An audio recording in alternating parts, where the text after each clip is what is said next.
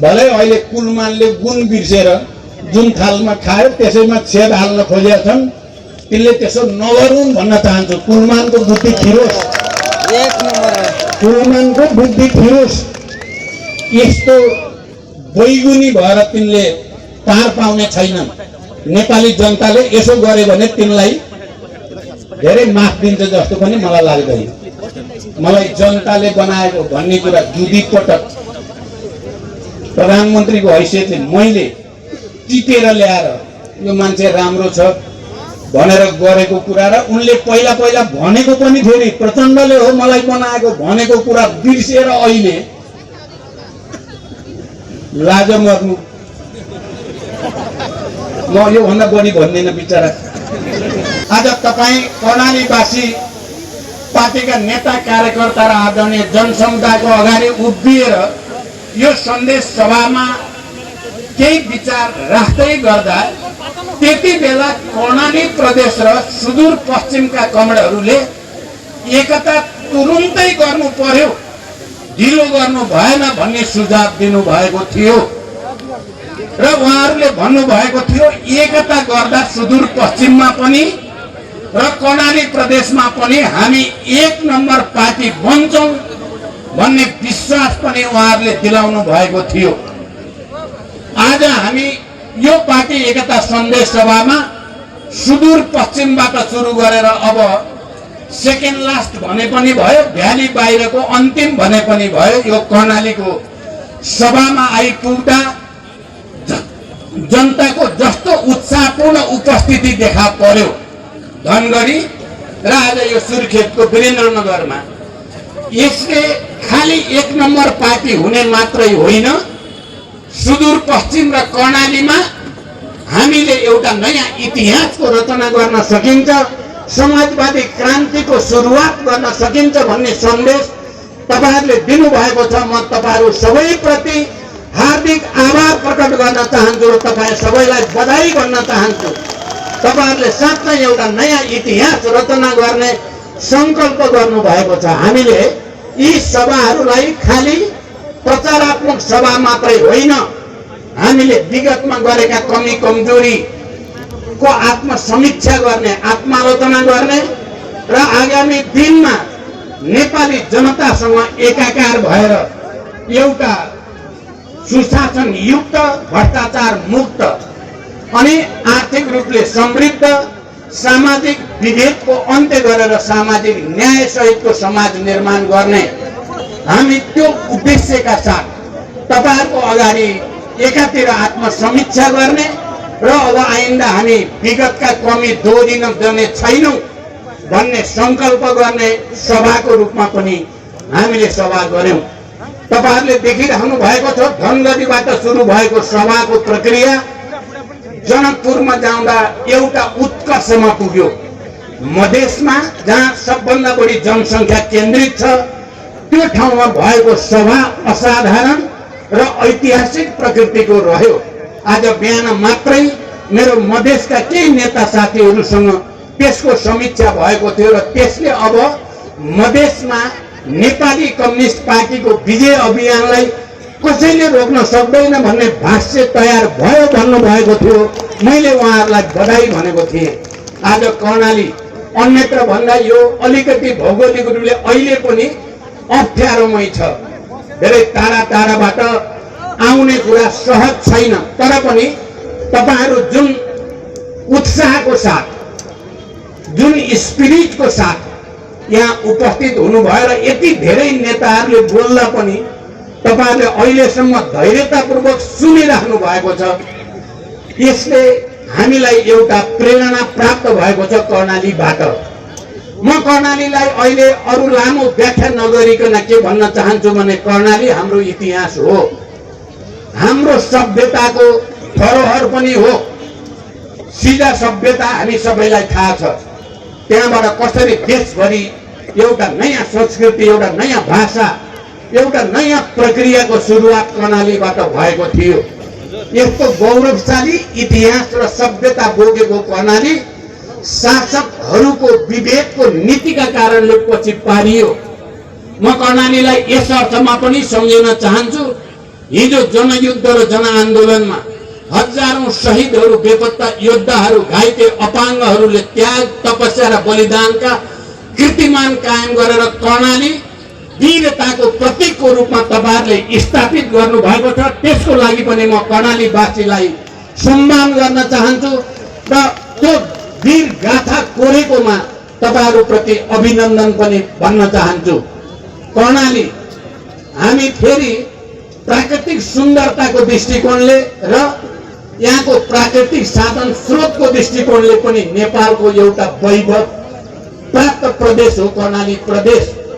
यहाँको जडीबुटी, यहाँको जल विद्युतको अपार सम्भावना, यहाँको विकास र पर्यटन सबै क्षेत्रमा क्रान्तिकारी ढंगले परिवर्तनको सम्भावनाको प्रदेश पनि हो कर्णाली। त्यसकारण हामीले सुदूरपश्चिममा भन्यौं त्यसको ऐतिहासिकता र महत्व के हो र हामीले कर्णालीमा पनि भन्दैछौं यसको ऐतिहासिक विरासत र यसको महत्व के चीज हो भन्ने कुरा हामीले अहिले गम्भीर अध्ययन गरेर यहाँका सबै सम्भावनाहरूलाई अधिकतम सदुपयोग गर्ने भनेको समाजवादबाट मात्रै सम्भव छ र त्यो समाजवाद समुदायमा आधारित समाजवाद हुनेछ र त्यसको निम्ति हामीले एउटा नयाँ समीक्षा, नयाँ संकल्प र हामीले उत्पादन र उत्पादकत्व वृद्धि गरेर देशभित्रै कृषिमा आधारित उद्योगहरू स्थापना गर्ने, ठूलो संख्यामा रोजगारी सृष्टि गर्ने अपार सम्भावना पनि कर्णालीमा छ। हामी त्यही संकल्प लिएर तपाईहरुको अगाडि उपस्थित छौं। हामी नेपालको इतिहासमा पहिलो पटक, म विशेष जोड दिएर भन्न चाहन्छु, नेपालको इतिहासमा पहिलो पटक 16वटा कम्युनिस्ट र समाजवादी घटक एकैचोटि एउटा पार्टीमा केन्द्रित भएर राष्ट्र जोगाउने संकल्प गरेको, परिवर्तनको संकल्प गरेको, विगतका गल्ती कमजोरी सच्याउने संकल्प गरेको एकमात्र पार्टी बन्न पुगेको छ नेपाली कम्युनिस्ट पार्टी। यो तपाई हामी सबैको निम्ति गर्व र खुसीको कुरा हो। यो भन्दा पहिला 2टा मिल्ने 3टा मिल्ने त हामीले धेरै पटक देख्यौं, तर 16वटा कम्युनिस्ट घटकहरू एकै साथ एउटै पार्टीमा आबद्ध भएर हजारौं मैले धेरै ठाउँमा धेरै प्रतिक्रिया सुनेको छु। धनगढीदेखि जनकपुर हुँदै अहिले कर्णालीसम्म आउँदाखेरिका सन्देश सभाहरूको बारेमा निकै रुचिपूर्वक अन्तर्राष्ट्रिय जगतले पनि मसँग के कसरी यस्तो सम्भव भयो, यो त निकै ठूलो कुरा भयो भनेर बधाई दिनेको ताती छ। देशभित्र पनि मैले यसो भने कतिपय मानिसहरूलाई नमिठो लाग्न सक्छ। नेकपा एमाले भित्रका पनि थुप्रै नेता कार्यकर्ताहरूले हामीलाई बधाई भन्नुभएको छ, तपाईहरु 16वटा कम्युनिस्ट हुनुभयो, हामी पनि एकताकै पक्षमा छौं, हामी पनि ध्रुवीकरण र रूपान्तरणकै पक्षमा छौं भनेर बधाई दिने साथीहरू, कमरेडहरू धेरै ठूलो संख्यामा हुनुहुन्छ। मैले अहिले यो भन्दा बढी केही भन्न चाहन्न। मलाई उहाँहरू अहिले अधिवेशनमा हुनुहुन्छ, पक्कै पनि त्यहाँ छलफल हुनेछ। रूपान्तरणको निम्ति, राष्ट्र जोगाउनको निम्ति, वामपन्थी आन्दोलनको एकताको निम्ति र नेपाली जनतालाई कृषि क्रान्तिद्वारा, उत्पादनमा क्रान्तिद्वारा, रोजगारी सृष्टिद्वारा, कृषिमा आधारित उद्योगद्वारा ठूलो संख्यामा रोजगारी सृष्टि गरेर विदेशमा भएका हाम्रा सबै नेपाली युवाहरूलाई देश फर्किन रुचि लाग्ने वातावरण बनाउने कुरा र देशभित्रका युवाहरूलाई यही रोजगारी दिने कुरामा हामीले एउटा नयाँ संकल्प सहित आएका छौं र यो एउटा असाधारण ऐतिहासिक काम भएको छ। हामी नेपाली कम्युनिस्ट पार्टीसम्म आइपुग्न धेरै उतार चढाव, घुम्ती मोडहरू पार गरेर आएका छौं। संघर्ष र बलिदानका ठुल्ठुला कीर्तिमानहरू कायम गरेर आएका छौं। म के तपाईहरुलाई लाग्छ होला, कर्णालीवासी जनसमुदायको अगाडि भन्न चाहन्छु, झन्डै जनयुद्ध सुरु गरेको 2 वर्षपछिदेखि माधव नेपाल र म नै हो सबभन्दा धेरै भेटघाट, छलफल, बहस, कसरी देशलाई संविधान सभातिर लान सकिन्छ, कसरी देशलाई गणतन्त्रसम्म पुर्याउन सकिन्छ, जनयुद्धको तागत र जनआन्दोलनको तागतलाई जोडेर राजतन्त्रको अन्त्य कसरी गर्न सकिन्छ भन्ने बारेमा देशभित्र र देश बाहिर अनगिन्ती वार्ता संवादहरूको श्रृङ्खलाबाट हामी गुज्र्यौं। त्यसकारण यो ती सबै अनुभवहरू अनि नेपाल कम्युनिस्ट पार्टी नेकपा बनाउँदाखेरिका अनुभवहरू, त्यति बेलाका तिता मिठा, यहाँ कमरेड भीम रावल पनि हुनुहुन्छ, कमरेड वामदेव गौतम पनि हुनुहुन्छ। तपाईहरुलाई यो कुरा थाहा होला, हामी जनयुद्धको बेलामा आधार इलाकाका रूपमा रोल्पामा म हेडक्वार्टर थियो। त्यति बेला कमरेड वामदेव गौतम र युवराज गेवाली हामीसँग वार्ता गर्न आउनुभयो र पहिलो पटक जनयुद्धको नेतृत्व गरिरहेको नेकपा तत्कालीन माओवादी र तत्कालीन नेकपा एमालेको बीचमा पहिलो दस्तावेज तयार गरियो र त्यो दस्तावेजमा हस्ताक्षर नेकपा माओवादीको तर्फबाट मैले र नेकपा एमालेको तर्फबाट कमरेड वामदेव गौतम प्रमुख नेता भएर हामीले हस्ताक्षर गरेपछि 12 बुँदे समझदारीको जग रोल्पाबाट बसेको हो, एमाले र माओवादीको त्यो सहमतिबाट बनेको हो भन्ने कुरा पनि म सम्पूर्ण कमरेडहरूलाई जानकारी गराउन चाहन्छु। त्यसकारण यो नठानियोस् अचानक यिनीहरू मिले जस्ता हो कि यिनीहरूको राम्रो एकअर्का प्रति चिन्जान छैन कि भन्ने तपाईहरुलाई परेको छ भने झन्डै 40 वर्षदेखि लगातारका कहिले विमति, कहिले बहस, कहिले एकता, कहिले सहकार्य हुँदै हुँदै ती सबैको समीक्षा गरेर अहिले फेरि हामी समेत अन्य चाहिँ 14 वटा कम्युनिस्ट समाजवादी घटकहरू मिलेर नेपाली कम्युनिस्ट पार्टी बनाइएको छ। त्यसकारण यो असाधारण ऐतिहासिक सन्दर्भ र विरासतबाट विकसित भएको पार्टी हो नेपाली कम्युनिस्ट पार्टी। यसले संकल्प लिएको छ अब यो देशमा जेनजी युवाहरूले गएको भदौ 23 र 24 गते जे जस्ता घटनाक्रमहरू भए त्यसले हामीलाई एक हदसम्म पार्टीहरूलाई र नेताहरूलाई अझ यो परिवर्तनको नेतृत्व गर्ने जनयुद्ध मार्फत, जनआन्दोलन मार्फत र अनि फेरि संयुक्त रूपमा पनि त्यसो गर्ने क्रान्तिकारी पार्टीहरूका निम्ति एउटा चुनौती बदलिने, सच्चिने या सिद्धिने भन्ने एउटा प्रश्न युवाहरूले खडा गरे।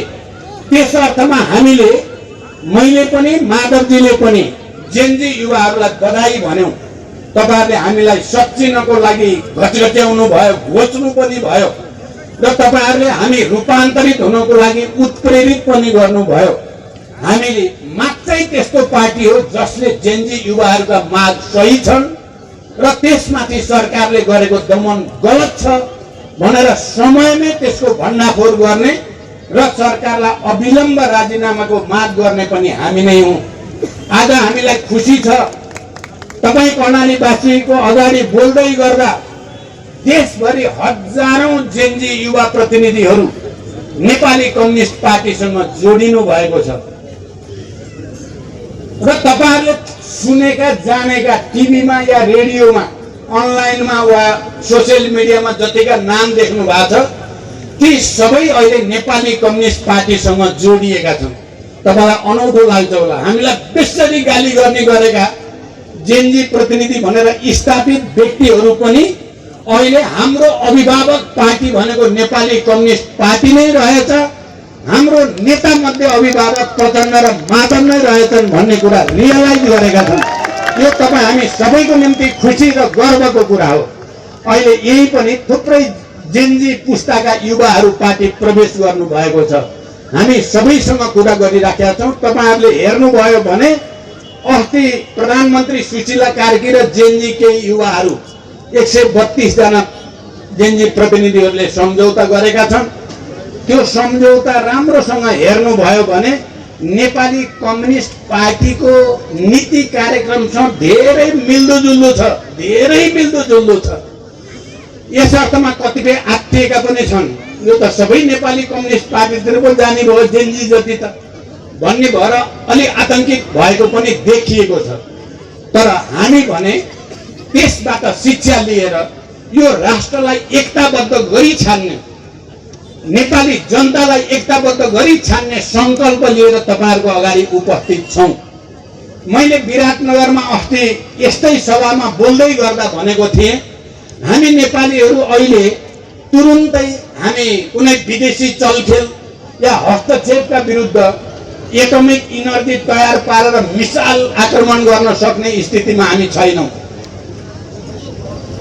हामीले कुनै ब्यालिस्टिक मिसाइल प्रहार गरेर विदेशी चलखेल र हस्तक्षेप रोक्न सक्ने तागत पनि हामीसँग छैन। तर हामी नेपाली 3 करोड नेपाली एक ढिक्का भएर अगाडि बढ्यो भने दुनियाँको कुनै पनि मिसाइलले केही पनि गर्न सक्ने छैन।